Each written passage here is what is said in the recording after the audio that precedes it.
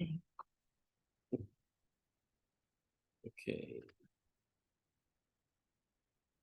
Here.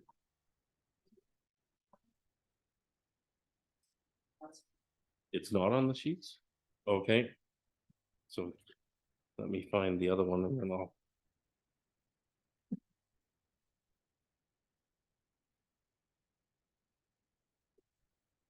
Well, do we need to receive this for information first? Yeah.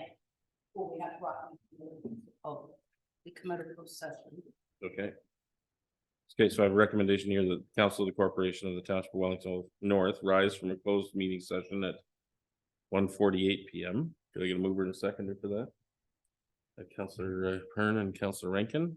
All those in favor? That's carried. So this is for later in the meeting? Yeah. Yeah, okay, so. Okay. Do we need a resolution to receive that To report? receive the report, yes, please. Okay. Good, we have a recommendation that the Council of the Corporation of the Township of Wellington North receive the report. Where am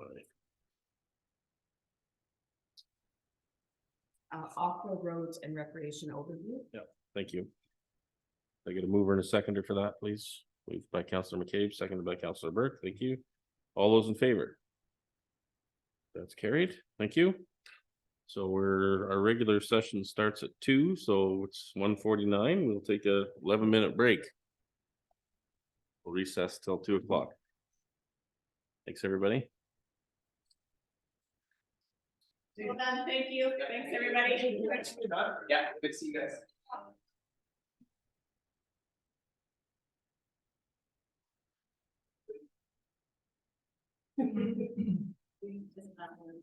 Nope.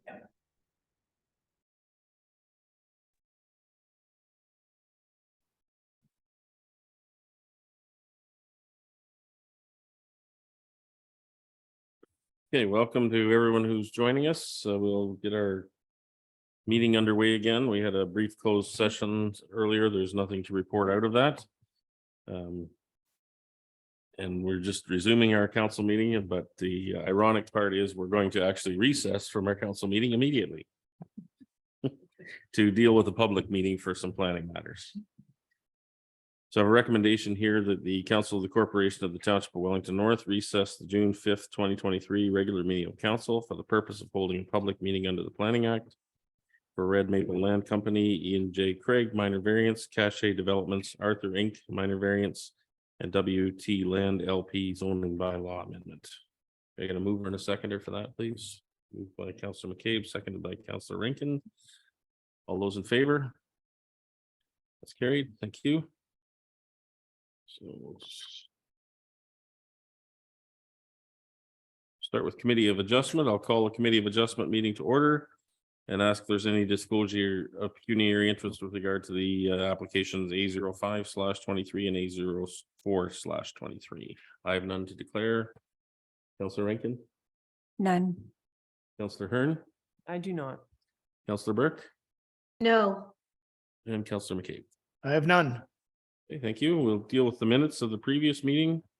We have a recommendation here that the Committee of Adjustment meeting minutes of May 23rd, 2023, A02/23 and A03/23 be adopted as presented. Could I get a mover and a seconder for that, please? Moved by Councillor Rankin, seconded by Councillor Hearn. Any questions or comments on those minutes? All those in favor? That's carried. Thank you. We'll move on to our first application today, which is A04/23 Red Maple Land Company. Location of the subject property is described as a concession West Owen Sound Road, Divisions 1 and 3, part of Division 2, Lot 32, and is municipally known as 8648 Highway 6. The property is approximately 59.75 hectares in size, and the location is shown on the map in your package. Purpose and effect of the application is to provide relief from the minimum distance separation or MDS1 setback requirements. The applicant has received conditional approval for a severance B122/22 and cannot meet the minimum distance required to the nearest neighboring barns. Other variances may be considered where deemed appropriate. How was notice given for this public meeting? Notices were mailed to property owners within 60 meters of the property as well as to the applicable agencies. Signage was posted on the property on May 16, 2023. Okay, thank you.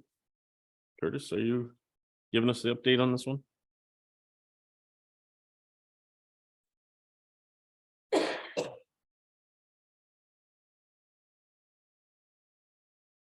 Good afternoon, Mayor Lennox and committee members. So a severance application, B 12222 was approved earlier this year for this property, which created a 3-acre lot on the north side of the creek. Condition of the severance was that MDS be met for the new lot. So I do note MDS is met for all the adjacent barns, including the barn on the retained parcel, except for one across the road at 8627 Highway 6. So the setback at this farm is based on the swine operation, which is further back from the road. And swine have a larger setback than other livestock types. So the measurements are taken from the closest barn on the property to the new lot. So in this case, even though the barns are empty at the front near the road, so that would be an old bank barn and some other barns, and that these are no longer being used, the measurement distance is taken from those barns. So now driving by, I'd note that the barns do not look to be in the best of shape. There's some roofing missing and some boards on the side. However, the MDS guidelines use a term called reasonably capable when assessing a barn, if it can still be considered able to house livestock. So I note that detailed assessment hasn't been submitted of this barn. So without that assessment, we are applying the setback from the existing bank barn. I also note that it appears there are 2 neighboring dwellings on neighboring farms that are also closer than the proposed lot. Actually, it'd be the building envelope on the lot. So in conclusion, in considering these details, planning staff have no concerns with the minor variance reduction for MDS and are satisfied that the 4 tests have been met. Thank you. Thank you. Has any further correspondence been received in respect to this application? None other than those listed from the Grand River Conservation Authority who have no objection. Okay. Anyone wishing to be notified of the decision must submit a written request to the Secretary Treasurer. And with that being said, I'll open the floor for any questions or comments from the applicant and or the public. Things are here, I'm not sure they can speak.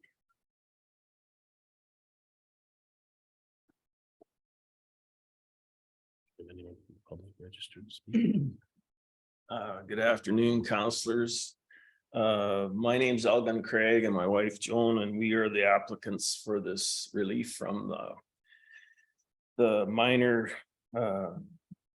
distance required. All I can say is we worked with North Wellington and Wellington County to meet all the conditions of this severance. And this is one we've talked to all our neighbors, so they know that this is coming up, as well as I'm sure they were notified.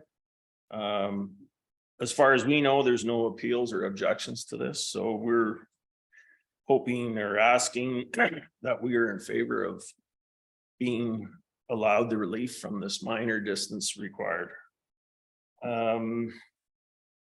And one thing I would say is that within our neighborhood, we're trying to stay the same type of housing and everything is in that neighborhood. There's actually about 5 houses, newer ones, that have been built in the last 10 years. So we're hoping to have all our conditions met by July 1st.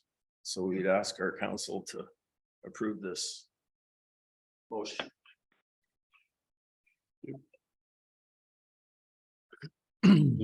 Anyone else wishing to speak on this regard to this application?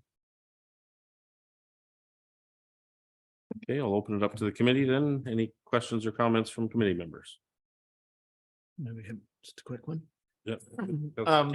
Welcome, Elgin and Joan. I think this is probably the best way that they can use this land. It's sat empty since about the 80s, I think, when the GRCA and you guys planted all those trees. So it's nice to see that it's going to be used for your hopefully your well long and deserved retirement home.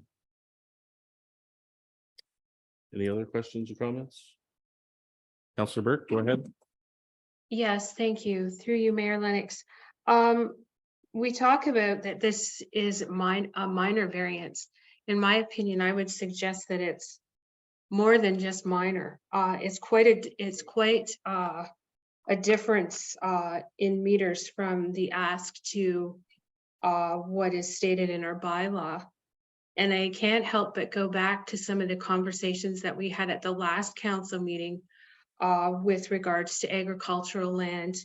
And I wonder how this will impact the agricultural community around it, specifically the parcel with the hog farm on it now. So I'm not really supportive in reducing it to what's being asked. I just think that it sets a bad precedent. And based on the discussions that we had with regards to agriculture and the future of agricultural needs, I don't support this application. Any other questions, comments? I got a couple of questions. One's for you, Curtis. You mentioned the distance that this is from the older barn. Do you have the distance to the newer barn? Yes, I do. So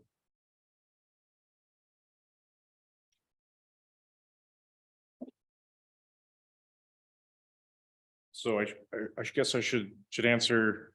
So I don't have a specific distance because it depends where the house goes on the 3 acre lot. So there is, the MDS guidelines do make a provision that when you have a larger lot, larger than a hectare, that you have some flexibility in moving, since you have flexibility where the house can go. The MDS calculation would be taken to where exactly where the house would be built on the property. If it was a 1 acre lot, it's taken to the edge of the lot. So I think in this case, if they built it further sort of north and west, they're in what my rough measurements, they were into the 400 and 500 meter setback. So the reduction isn't quite as large as maybe as it seems. What we've included in the report would be to the boundary of the new lot. So when you're looking at the difference of 365, I think, you know, depending where the house would go, the actual difference would be 100 or less on the lot. So that clarifies. But still not compliant with MDS. No, not fully compliant. And I think the one key thing in my mind when I reviewed this was that there are the 2 neighboring properties, the 2 neighboring houses, the one, do I have the address here? 8627 Highway 6 is the one we've been talking about where the relief's needed. If you go just north of that, where there's the old horse track, that house is actually closer than the new lot. And then if you go across the road from the 8627, there's also another, did I have that address? There's another house as well. I think that's 8624. And it's actually closer as well. So if the farm was to expand, those would be basically the control points being closer, that they would be mostly where the measurement would take them to would be those 2 closer dwellings. So I think in my mind, that was a big a component in my consideration. Okay, thank you. And I guess the other question, if I can, is around the possibility of a reciprocal exemption for the farm property. Now you're saying that wouldn't necessarily come into play anyway. Yeah, in my case, it may not come into play. I guess it would depend what the plans of the farmer are and where they wanted to build the barn and what type of barn.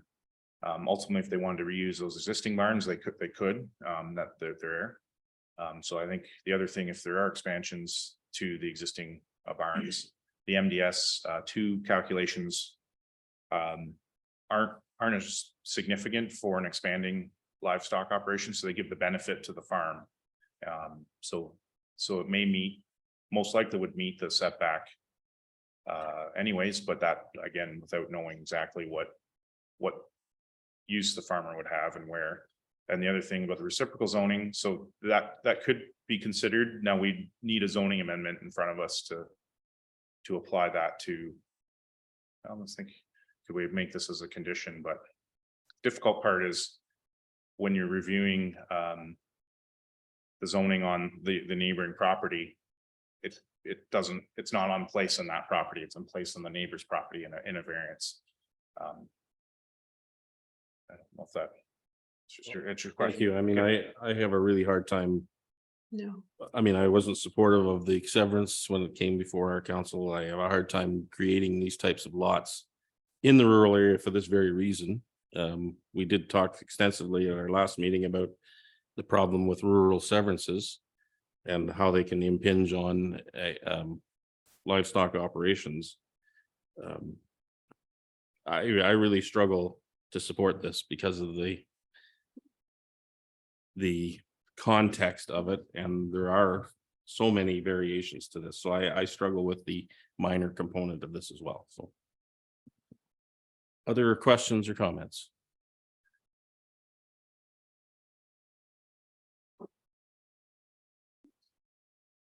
Councillor Hearn.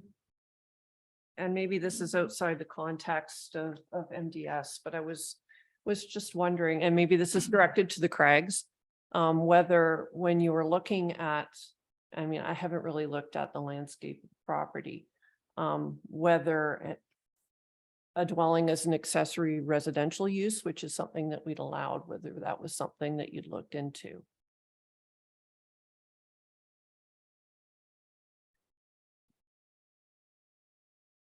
Thank you for the question, Councillor Hearn. Before we decided to do this, we've done a lot of planning.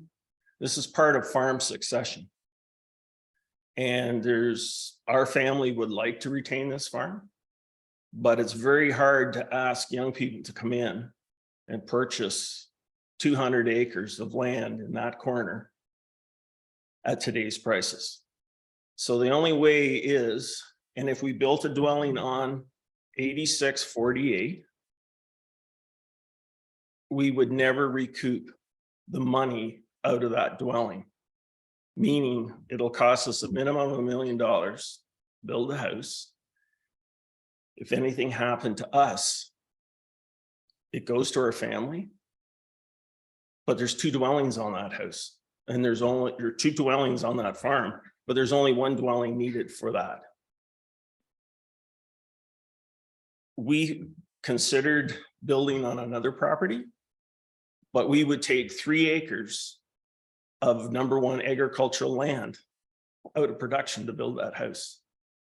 When we surveyed this area, there's a building envelope in the diagrams, and the building envelope is over 1 acre. So we can move that house around wherever it is with the minimum setbacks from MTO and from Side Road 10.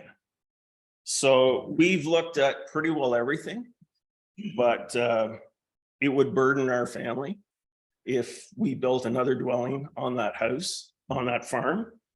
And if something happened to us in farm succession, how can you ask a young couple to assume a mortgage plus another $1 million mortgage on a house?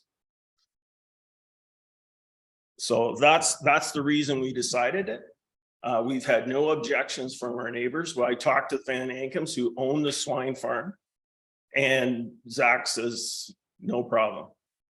So I know there's a lot of hypothetical what would happen in the future, but we're dealing with the present. And I think it's important that we keep farmers on the farm and for our generation to help the next generation, because you can't ask a new generation to come in and assume all the liabilities. So that's why we decided to build there. GCRA, we worked with them for years and they have no objections. Our neighbors have no objections. And I can't speak for the future, but this is the present. That's why we're asking for the relief from the minimum distance. And it is not prime agricultural land. The topography of it, there's only less than an acre in the center of it. It doesn't even grow trees. As you can see from your, and we've had a tree planter there, and he walked in, he says, I can see exactly why you want to build here. It's a well use of the land, and we're not removing a lot of trees. Thank you. Any other questions or comments?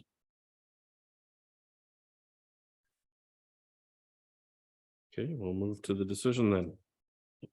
So the decision will read as follows: that the minor variance applied for in application A04/23 for the property described as concession West Owen Sound Road, divisions 1 and 3, part of division 2, lot 32, with a civic address of 8648 Highway 6, to provide the following relief. Number one, that a reduced minimum distance separation 1 setback of 200 meters be permitted for a proposed residential dwelling, whereas the bylaw requires 565 meters. All those in favor?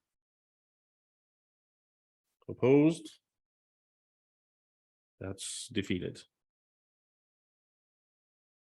Okay.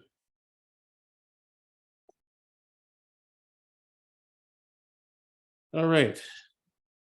So, Do we have a chance to appeal this decision? The question was, Sherry, do they have a chance to appeal the decision? Curtis, can I ask you to address that, please? So the township will issue a notice of decision, which you'll receive a copy of, and there's instructions that how you can file an appeal within 20 days after the date of the notice of decision to the OLT. Yeah.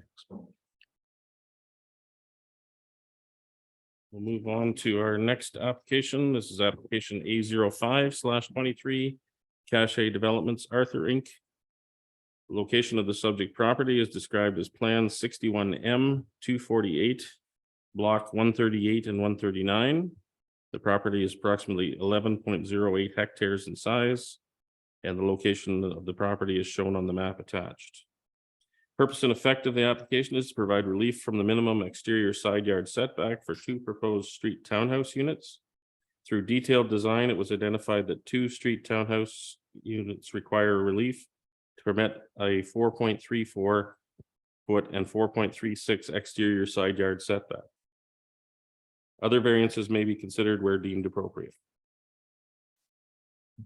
How was notice given for this public meeting? Notices were mailed to property owners within 60 meters of the subject property, as well as to the applicable agencies. Signage was posted on the property on May 16th, 2023. Curtis? Thank you. So this application is here before you to provide relief for the exterior side yard setback for 2 end unit townhouses in the Cache development in Arthur. So the proposed reductions are approximately 0.52 feet and 0.44 feet for the 2 units respectively. We note that the property is designated and zoned for residential uses, including townhouses. And in conclusion, we have no concerns with the proposed application and are satisfied that the 4 tests have been met. Thank you. Thank you. Is any further, we have the correspondence here from the Source Water Protection and GRCA. Has any further correspondence been received in respect to this No, application? there has not been any. Okay, thank you. Any persons wishing to be notified of the decision must submit a written request to the Secretary Treasurer. And with that, I'll open the floor for any questions or comments from the applicant and or the public. Marcus is on the phone. He's at number 647-281-1405. And I think you're unmuted, Marcus. Yes, hi, good afternoon, and good afternoon, committee. I apologize, Hatem, my colleague was supposed to be here today, but he's come down with a bit of seems like a bit of a flu, so hopefully he's okay, but appreciate you letting me into the room to speak. I won't elaborate much more than Curtis's presentation. I think he summarized it pretty well, and I think the variances that we're asking for, I think, we're at, I think it's about 16 centimeters and 14 centimeters respectively. So very small adjustments. And again, this is just a byproduct of citing houses that were sold, after we had gone through the detailed design process and after the bylaw had obviously been registered. So a little bit of a timing crunch, we'll say, and happy to answer any questions, but numerically, these variances are just very, very minor. Okay, thank you. Anybody else registered to speak on this one? No. Okay. Open the floor for questions or comments from committee. Anybody have anything they'd like to ask? Comment on? Okay. Not seeing any, so we'll move right to the decision. And that would be that the minor variance applied for in application A05/23 for the property described as Plan 61M 248, Block 138 and 139, and municipally known as 474 to 484 Adelaide Street and 156 to 166 Waters Way, Arthur, provide the following relief. Number one, that a reduced exterior side yard setback of 4.34 meters be permitted for the proposed street townhouse units on block 138, whereas the bylaw requires 4.5 meters. And number two, that a reduced exterior side yard setback of 4.36 meters be permitted for the proposed street townhouse units on block 139, whereas the bylaw requires 4.5 meters. All those in favor? That's approved. Thank you. And with that. Thank you. Thank you. With that, we'll adjourn our Committee of Adjustment meeting. We have a recommendation here that the Committee of Adjustment meeting of June 5th, 2023 be adjourned at 2:24 p.m. Could I get a mover and a seconder for that, please? Moved by Councillor Burke, seconded by Councillor Hearn. All those in favor? That's carried. Thank you. Move on to our public meeting. And I'll call the public meeting to order. Ask if there's any disclosure of pecuniary interest on this meeting's agenda. I have none. Councillor Burke, No. Councillor McCabe, I have none. Councillor Rankin, and Councillor Hearn. No. Okay, thank you. The owner applicant in this case is WT Land LP. Land subject to proposed amendment is described as Plan Mount Forest, Part Lot 4, south of Durham Street East, Main Street, registered plan 61R 22218, Part 1, and registered plan 61R 22274, Part 1, and is municipally known as 185 Jacks Way. Property subject of the amendment is approximately 2.28 hectares in size with an apartment under construction and location shown on your map in the package. Purpose and effect of the amendment is to amend the site-specific residential R374 zoning, permit a personal service shop and business or professional office to be contained in the 34 meters squared commercial space located in the bottom floor of the apartment. Additional relief may be considered at this meeting. How was notice given for this public meeting? Notices were mailed to property owners within 120 meters of the subject property, as well as mailed to the applicable agencies. Signage was posted on the property on May 15th, 2023. Thank you. Curtis? Okay, thank you. So the purpose of this application is to allow for a personal service shop and a professional office in the ground floor of the apartment building, which is currently under construction. The property is designated residential and is zoned as site-specific R3 residential. The proposed commercial use is 34 square meters, which is 366 square feet. And a personal service shop would include a hairdresser or a barber. And that's what that means. So there are currently 52 parking spaces.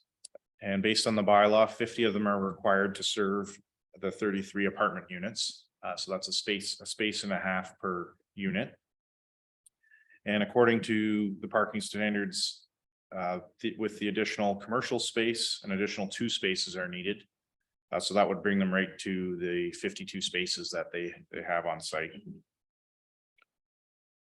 So I note that no other changes are proposed to the bylaw or the site plan for the apartment building. I note that we have no concerns with the application, and we have prepared a draft zoning bylaw for council's consideration. And I believe the applicant's planner, Dana Kiefer, is here on the line if there's any questions for the applicant. Thank you. Thank you. So we have correspondence from Saugeen Valley Conservation Authority. Is any further correspondence been received in respect to this application? No, there has not. Okay. Anyone wishing notice of the decision, the bylaw will be considered at the regular council meeting following this public meeting. Any person wishing notice of the passing of the bylaw must submit a written request. And with that, I'll open the floor for any questions or comments from the applicant and or the public. Dana, go ahead. Good afternoon, council. Thanks for the opportunity to speak. Just wanted to kind of build on Curtis's points. The building is the same one that WT built on Main Street. So in that building on Main Street, WT has their office in the bottom floor. So that commercial space is the same and was built the same on the London Road apartment. Unfortunately, it just looks like it was missed in the initial zoning of the property. It was the number of parking and the space was built in there already, just the uses weren't permitted. So that's kind of why we're before council at this moment. Happy to answer any questions that you guys have, and thank you. Do we have anyone else wants to speak to this application? We do not. Okay. That'll open it for questions or comments from council. Councilor Rankin? Thank you. I was just wondering, with having the service shop and the professional office there, and I know it's being such a built-up area, I'm just wondering if people decide to drive there for the services, is there going to be enough parking around the building to accommodate that? Okay, Dana, go ahead. Through you, Mr. Chair. There will be 2 dedicated spots to the use. But I will say there's probably a lot of opportunity for parking sharing at that location with the mix of use.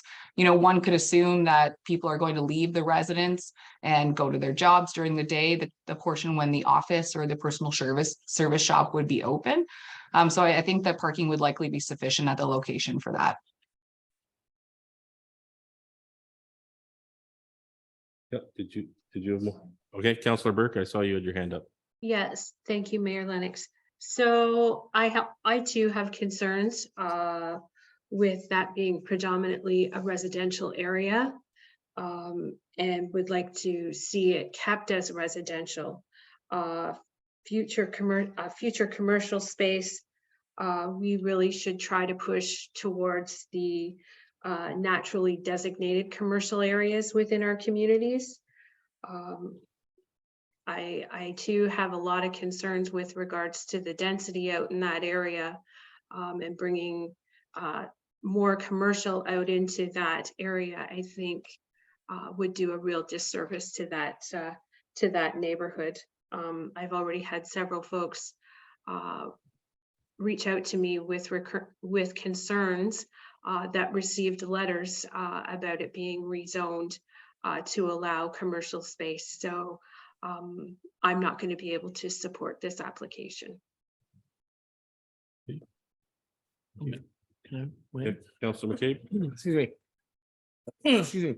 And thank you. And through you, Mayor, I think this is actually a great idea to have a shop like this right in the area in an apartment building. There might be older people or younger people there that can go and get their hair cut. And I don't see any reason why we can't put a business right where there's an apartment building in an area that probably needs a bit of a shop like this as well. Other questions or comments? Councillor Rankin, go ahead. Through you, Mayor, I was just wondering back again to the parking spots. It was mentioned that if a resident leaves, then a client could come in if they were coming from from outside of the building. I'm just wondering if the parking spaces that are at the apartment are designated for use by that tenant only, or if they're generic. Okay, Dana, go ahead. Through you, Mr. Chair, I'm not sure of the answer for that question. I don't think that they're assigned on a per unit basis, but I'm not sure.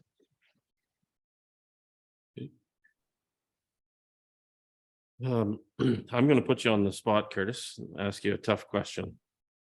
I mean, in theory, I think this is a great idea to have service where people are. But we do try to keep commercial activities separated from residential, except in the downtown where we're having mixed uses. From a planning principles perspective, can you just comment on this type of situation? In a more generic, not specifically to this application, but in a general way? Sure. So the residential designation in the official plan does permit commercial uses that serve the local area as of right. So they are permitted. Some commercial uses are permitted in the residential designation. So that would be like a convenience store, hairdressing place. Now a grocery store, hardware store, something like that, car dealership, those are directed to other areas of town, in downtown or to the highway commercial designations. I guess the other similar thing, and I'd note, and Dana had pointed this out in her planning report, we do allow home occupations. So you can have in your house, you can have an office, limited in scale and size. However, you could have an office or hairdressing use. So I think this in this case would be somewhat similar to that. It's not talking about a very large unit. I think if there was certainly a restaurant, a bank, post office, something that had a lot more people coming and going, I think that their parking could be a challenge on the site. But I think based on it being a personal service shop, that I could envision one person there to provide the service and one customer at a time type situation, or even an office for a real estate agent, or heaven forbid a planner or be there. That would be the type of situation I would think. So I think for council should consider the scale. So if I think this is a minor size they're asking for. If the whole ground floor was asked for of the building for commercial in this location, that may pose a challenge with parking and maybe compatibility, as some of the councillors have raised. And just if I could follow up on that a little bit. You mentioned that, our residential zoning allows for some of those personal service type things anyways. So what we would, let's bring it back to this application, what we would be approving, what would be the limitations on what that could be used for? I don't know if Darren has anything to add. Sorry, I've stolen the spotlight from him here, so.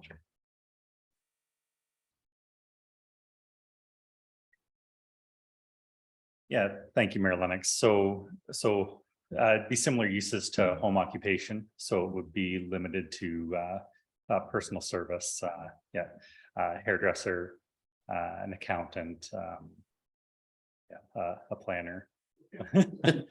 So a realtor, those type of uses would be what would be permitted. Okay, thank you. Any other questions or comments? Councilor Rankin, go ahead. Thank you, Mayor. I was just wondering, getting back to, are we setting a precedent by allowing a personal service there? They mentioned only one hairdresser. I'm not sure how large a space this is going to be, but I know that very often a hairdresser will have maybe 2 people on the go. If you have more than one chair in that building, say you have 3 chairs with 3 hairdressers, you may have up to 6 people coming in and being there at one time. And so then if we're going to allow this one, then the next building that goes up in a residential area, is there going to be something set with the size of the shop that's allowed? So I think in the report, it talks about 360 square feet. Is that correct? Mhm. So like that's 18 by 20, about the size of my kitchen.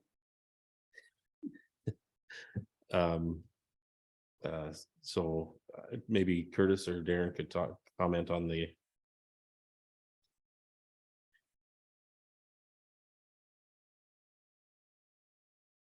So I don't think this application would make it precedent setting. It's something that's already encouraged or allowed in the official plan. So this is at this table with the local zoning bylaw is where we can limit area and use. So I think the precedent setting wouldn't really be with this application. It's in the official plan. So just as a follow-up, Darren, to that, what would be the limit on floor area for in our, that we would permit under, without requiring a variance or rezoning? So within the residential zone, none, with the exception of a home occupation, you're allowed 25% of the home floor area.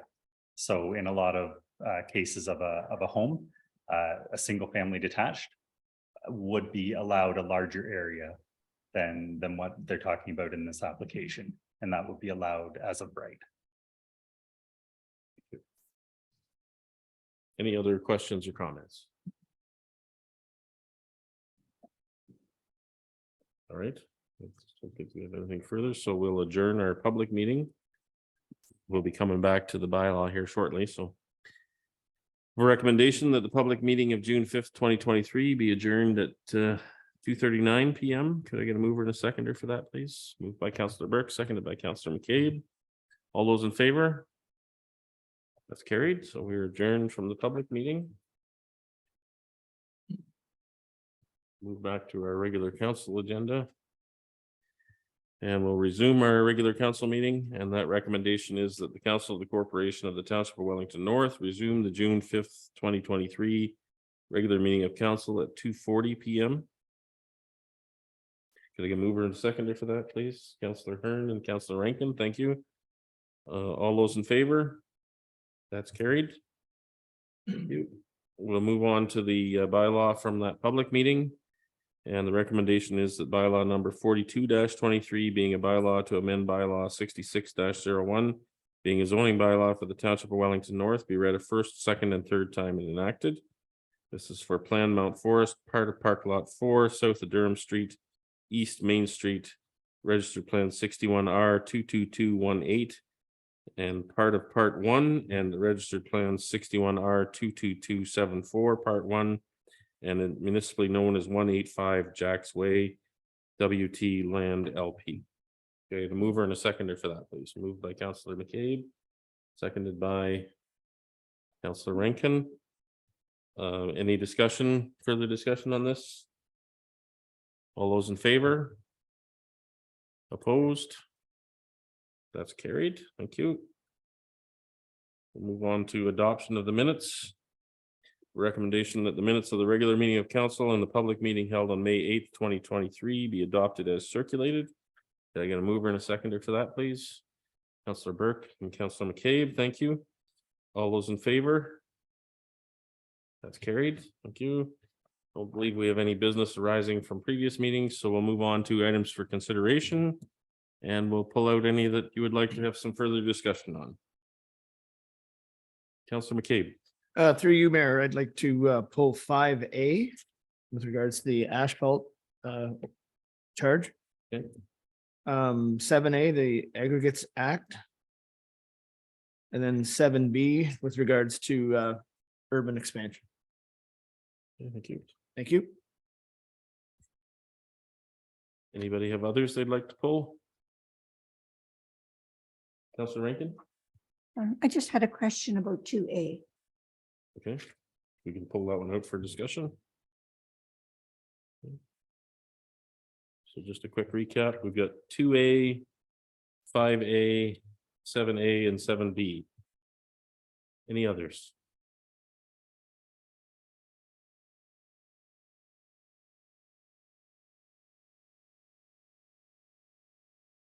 I'm going to suggest 6A as well.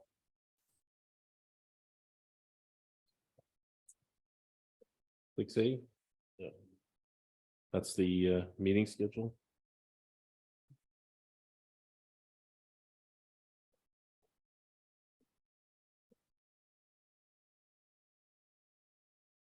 Any others anyone would like to pull out? Okay, we'll deal with the remaining ones then all at once.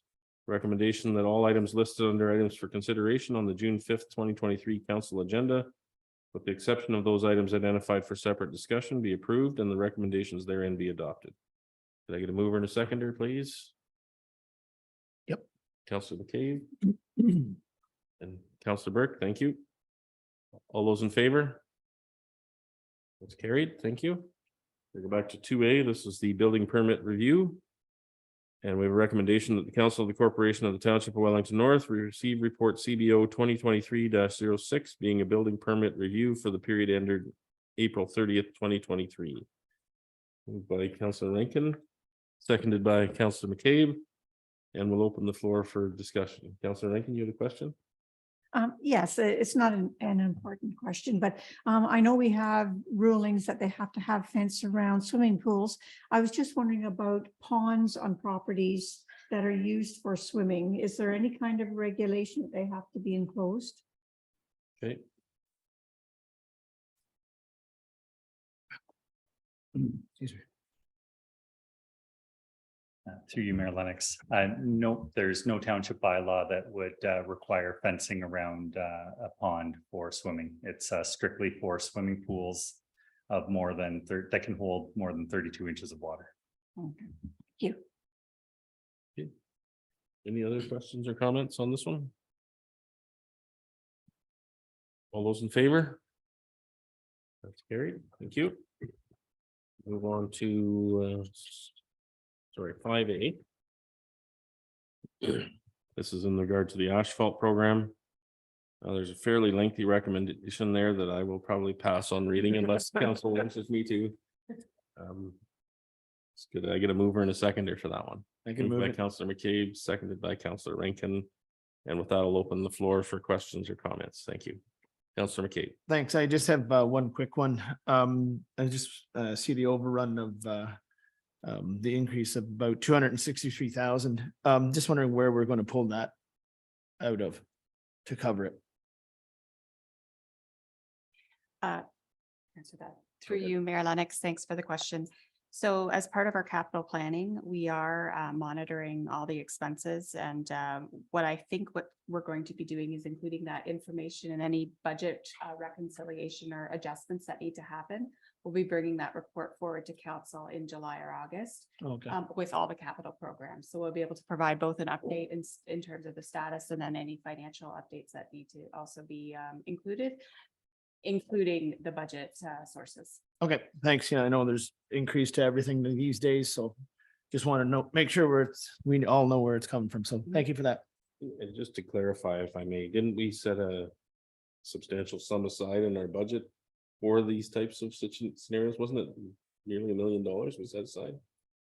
Through you, Mayor Lennox, there is an anticipated contingency in our budget overall. I think what Councillor McCabe is suggesting is what are the specific accounts that these might be pulled from. So we'll be able to address that. But yes, we do have an overall contingency in our budget.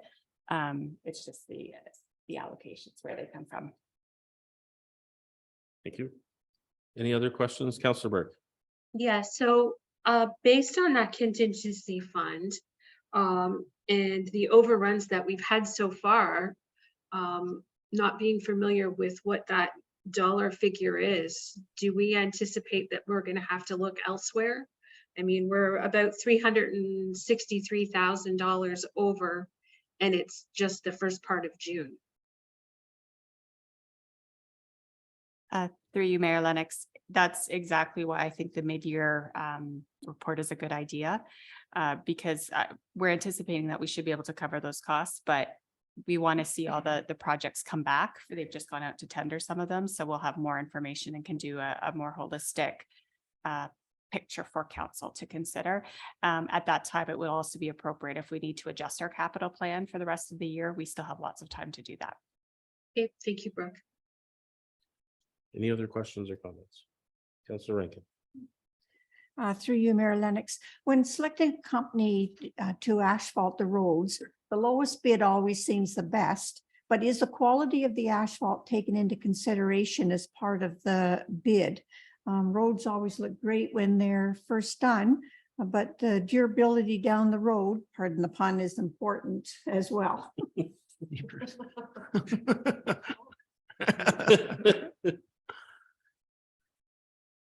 Tammy, you want Hi, to through you. tackle that one? Sure, through you, Mayor Lennox. So we have numerous contractors that we've had past jobs completed by them. So we're competent with their quality of work. And EC King is actually Miller Group was EC King, I guess. So we've had past work completed by them. So we're confident that they'll be able to complete this project for us, I guess. Thank you. Any other questions or comments on this one? Okay, all those in favor? That's carried. Thank you. We'll move on to 6A. This is in regard to the council meeting schedule. The recommendation is that the Council of the Corporation of the Township of Wellington North receive report CLK 2023-18, being a report council meeting schedule for 2024, and further the council approves the council meeting schedule for 2024. Could I get a mover and a seconder for that, please? Councillor Burke and Councillor Hearn. With that, I'll open the floor for questions or comments, but since I pulled it, I'll give it a go first. Putting together a council schedule is always a challenge. There's a lot of things to work around. I'm supportive of the schedule as it's presented, but I did want to pull it out because based on the schedule, Councillor Burke will be on the hook for chairing a meeting during Good Roads for me, assuming I attend that again next spring. And I just wanted her to be aware of that up front. And I see you're nodding, so you're acknowledging that, Jerry, you're okay with that? Yes. Okay. Any other questions or comments with regard to the schedule? Okay, all those in favor? That's carried. Thank you. Move on to 7A. This is a regard to the Aggregates Act. And the recommendation is that the Council of the Corporation of the Township of Wellington North receive the correspondence from Jennifer Keys, Director, Resources, Planning and Development Policy Branch, Ministry of Natural Resources and Forestry, regarding streamlining of approvals under the Aggregate Resources Act and supporting policy. Can I get a mover and a seconder for that? Moved by Councillor McCabe, seconded by Councillor Rankin. And with that, I'll open the floor for questions or comments. Go ahead, Councillor McCabe. And thank you, Mayor Lennox, and through you, I guess my question is, how will this affect our municipality itself? I don't know who's best to answer that, so. Brooks volunteering, so. Through you, Mayor Lennox, staff did review the proposed changes, and in terms of our own operations, we didn't see any impacts. Okay. I guess the larger question is, this may be an issue that the county potentially comments on. And there may be public concern about some of the changes. So we're going to kind of continue to monitor that situation. And if we need to address it, we can still comment. But in terms of our own operations, my understanding is that there really isn't a lot of impact. Okay, good. Thank you. Any other questions or comments on this one? All those in favor? That's carried. Thank you. I'll move on to what are we, 7B? This is a regard to the Planning Committee report dated April 13th. Recommendation that the Council of the Corporation of the Township of Wellington North receive the correspondence from Kim Courts, Deputy Clerk, County of Wellington, dated May 2nd, 2023, regarding Planning Committee report dated April 13th. 2023 County Official Plan Review Urban Expansion Requests. Could I get a mover and a seconder for that? Moved by Councillor McCabe, seconded by Councillor Hearn. And I'll open the floor up. I assume you want to go at this one, Councillor McCabe? Yeah, just a really quick question. I see what the requests for expansion and then the land needed for expansion is zeroed out. So how do you explain that? Am I not understanding it? So there's a total request of 2 with a total area of 9 hectares, and then you look at, sorry, this is in figure 1 as well. And then, Specifically for Wellington North? yeah, sorry, yes, for our municipality. Okay. And then it says the land needed for expansion is 0. So I just was curious about the 9 hectares that are requested and then land needed is zeroed out. I just, Curtis? thank you. Through Mayor Lennox to Council McCabe. So most of this report, I believe it was pre-written, it was written before the provincial planning statement changes were proposed. So some of it now, by the time it was written, came to planning committee, got to county council and approved. The world's potentially changed from that. So in terms of how we move forward, there was land added to the urban boundaries in some of our municipalities already by the province. Now, in light, back to your question about the 9 hectares. So that's what's been requested. So we've had, I think it was 2 requests for a total of 9 hectares be added to the urban boundaries in Wellington North. And then the other chart with what's needed, was 0. So through the review the county had undertaken with Watson, it was determined that Wellington North didn't need any urban expansions. Okay. So now where all that stands, I think Sarah was here last council and it's kind of been turned upside down, but Yeah, thanks. ring in our hands. Yeah. Okay, thanks, Curtis. Thank you. I think, from our local perspective, our land availability currently inside the urban boundary still exceeds What's needed? what's needed. Yeah.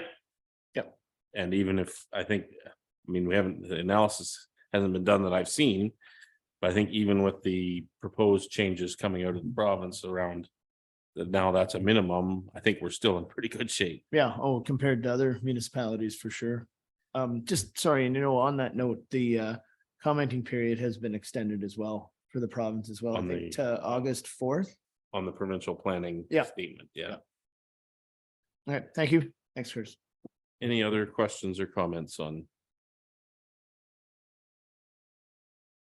I would just comment generally to, not specifically to Wellington North, but across Wellington County, there was some significant additions to urban boundaries. Center Wellington took the brunt of it. Rockwood also had which I find puzzling, had an expansion of their urban boundary.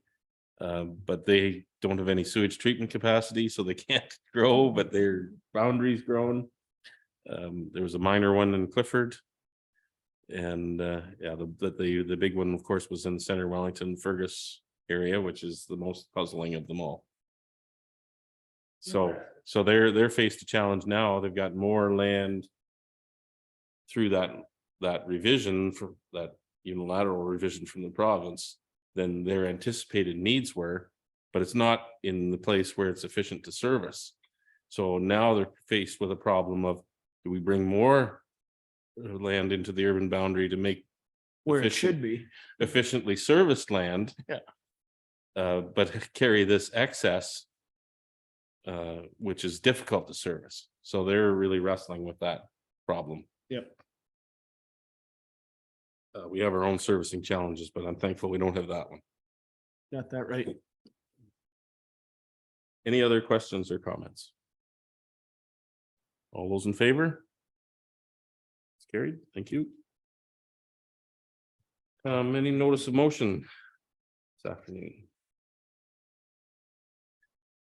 Okay, that will move on to community group meeting program report. Anybody have anything they'd like to report on today?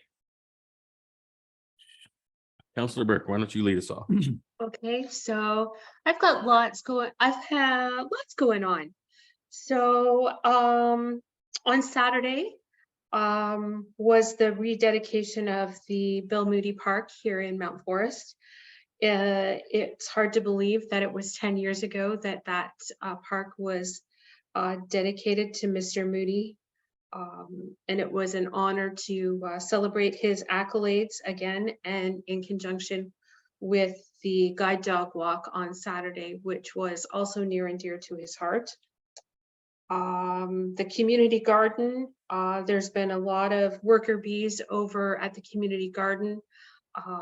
If you haven't had a chance to stop over, you're going to see some real dramatic changes.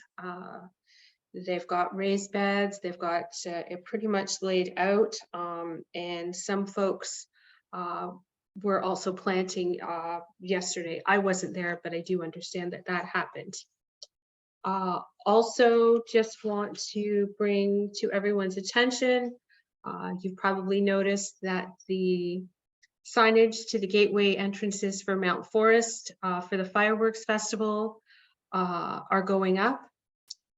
They are still in need of volunteers for a variety of jobs.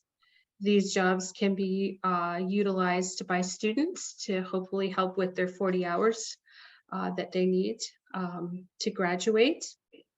And if you're looking to volunteer, whether it's the days of the festival or can help with setup or any of those kinds of things, just check out the Mount Forest Fireworks website and you can register there or call the chamber office. It's coming together quite nicely.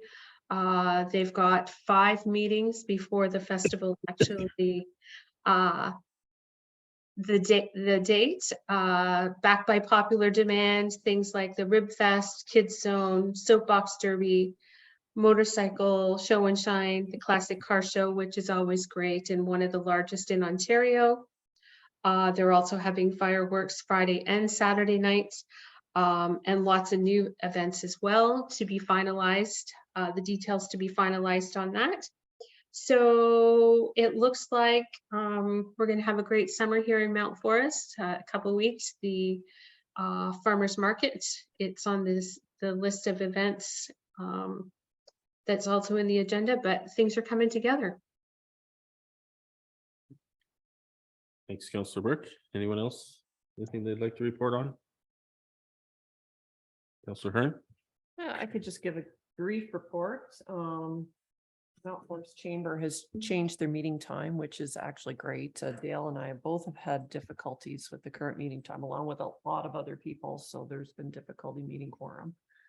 So hopefully that'll work out a little bit better. And with regard to the Arthur Chamber, I think they've coordinated to have a refresh done of the Arthur Gateway sign. So if anyone noticed it come down, that's why it'll be coming back up. So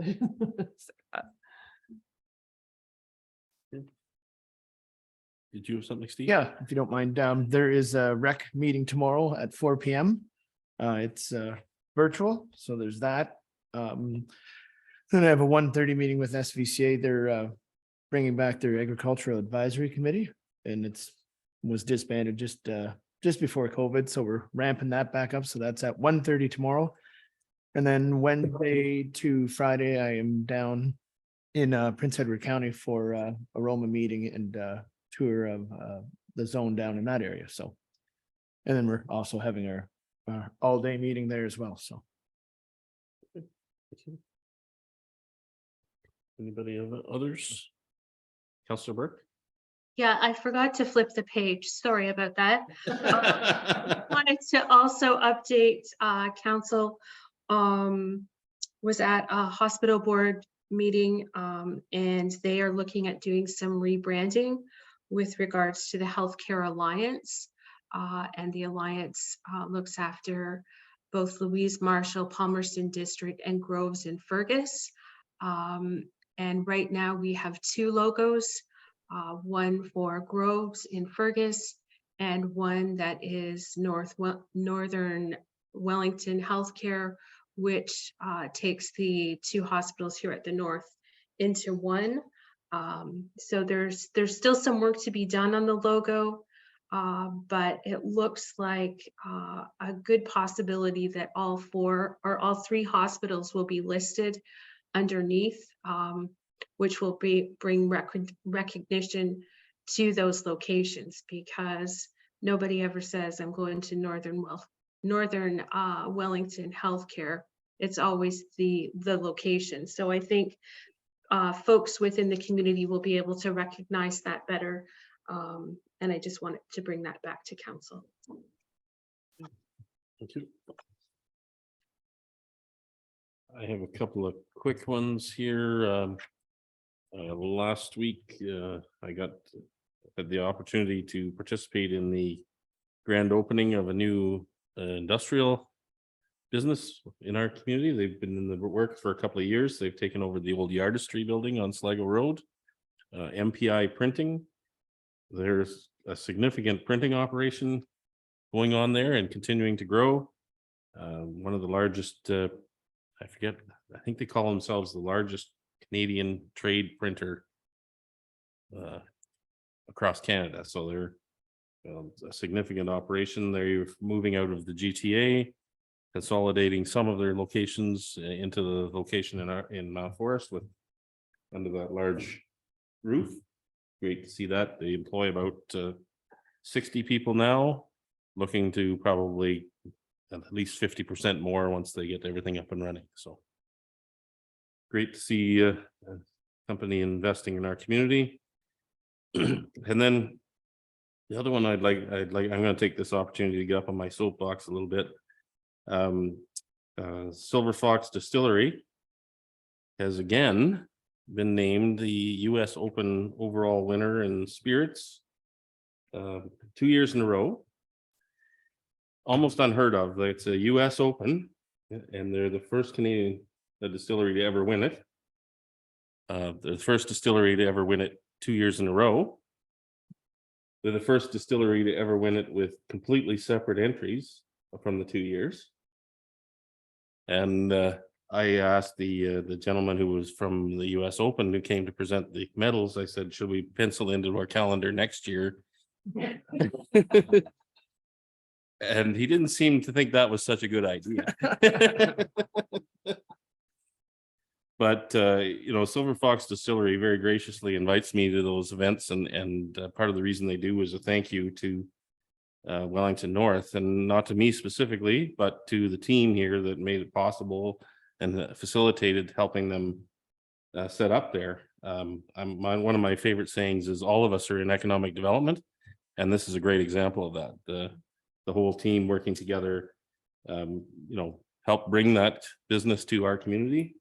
And it's nice to see them. They're still in the development stages of their business, but it's great to see them flourishing, doing well.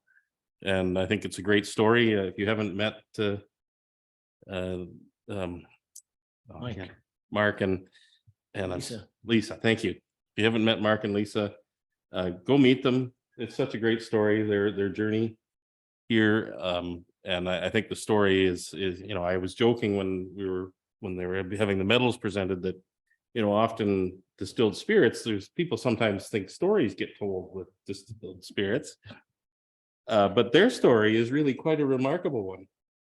And I'm thrilled that they are able to bring their story to Wellington North and make it part of our story as well. So congratulations to them. And, again, I get to go and attend these things, but I want to pass on the thanks to staff for all the work that went into helping them get set up and operating.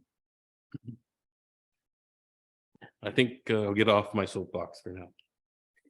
Anything else anyone would like to report on? Okay, we'll move on to bylaws. The recommendation here that bylaw number 40-23, 41-23, 43-23, 44-23, 45-23 be read a first, second, and third time and enacted. Okay, I'm gonna move in a seconder for that, please. Moved by Councillor Burke, seconded by Councillor Rankin. Any questions or comments on those? All those in favor? That's carried. Thank you. We'll move on to our cultural moment. I'll tackle reading this one today. Mission of the Royal Canadian Legion is to serve veterans and their families, to promote remembrance, and to serve our communities and our country. There are more than 1,350 branches across Canada. Community involvement includes supporting local veterans and seniors, supporting youth sports and other programs, volunteering to help those in need, and offering a place for your community to gather. In March 1932, Royal Canadian Legion Branch 226 Arthur received its charter. We commend the many members and other volunteers for their dedication to this branch all these years later. $1 was all it took in the late 1940s for the 48 Legion members to obtain a red brick building at the corner of George and Isabella Streets. It was meant as a permanent hall, but memberships grew and the larger facility was in order, so the building was sold. Excuse me, in 1955, a two-story cinder block building on George Street was constructed, but in 1969, it suffered fire damage. The Legion Ladies Auxiliary and other volunteers contributed to the successful rebuilding and caretaking of the branch. As with churches, it is people that are the Legion. Legion involvement is a community in the community is extensive. The Arthur Legion offers financial support to Arthur Minor Sports, guides, scouting, area cadets, other youth groups, and many community events. Arthur Legion also gives $1,500 annually to the Groves Memorial Community Hospital and Louise Marshall Hospital. Veterans, children, grandchildren, and great-grandchildren are eligible for bursaries supplied by the Legion. Our young people are encouraged to apply. Cadets graduating from high school programs receive a yearly membership to the Legion. Local schools also hold Remembrance Day essay and poster competitions. Winners from the area have gone on to receive Dominion of Canada recognition. Such events contribute to students' awareness of our veterans' efforts. Funds raised from local poppy sales and lotteries are held in trust for community use. And as a contribution to protecting the environment, the Legion's 1923 poppies and cenotaph wreaths for Remembrance Day will be biodegradable. In 1942, a headline in the Toronto Star read, "Arthur Village gives sons money to aid war effort." Within a population of about 900, 100 were in the armed forces. The government ran campaigns to raise money for war efforts. Arthur Village led all comparable communities in Canada with fundraising. In 2002, David Tilson, MPP for Dufferin, Peel, Wellington, Guelph, moved in the Ontario legislature that Arthur be formally recognized as Canada's most patriotic village. We will always remember the ultimate sacrifice of our veterans, members of this most patriotic community, and the Royal Canadian Legion Branch 226. That's your cultural moment. Before we move to our closed meeting session, which we have next, just draw your attention to the meetings, notices, etc. As Councillor McCabe mentioned, Rex Park and Leisure Committee is tomorrow. The 13th is the Mount Forest BIA meeting, as well as the Aquatics Ad Hoc Advisory Committee meeting is meeting on the 13th. Arthur Chamber of Commerce meets on the 14th. Cultural Roundtable meets on the 15th. Farmers Market opens on the 17th. And the Louise Marshall Hospital Foundation Gala happens on the 17th at the Sports Complex. And our next regular meeting is June 19th. So with that, I have a recommendation here that the Council of the Corporation of the Township of Wellington North go into a meeting at 3:11 p.m. that is closed to the public under subsection 239 of the Municipal Act 2001, specifically for item E, litigation or potential litigation, including matters before an administrative tribunals affecting the municipality or local board, and D, labor relations or employee negotiations. Can I get a mover and a seconder for that, please? Moved by Councillor McCabe, seconded by Councillor Rankin. All those in favor? That's carried. We're closed.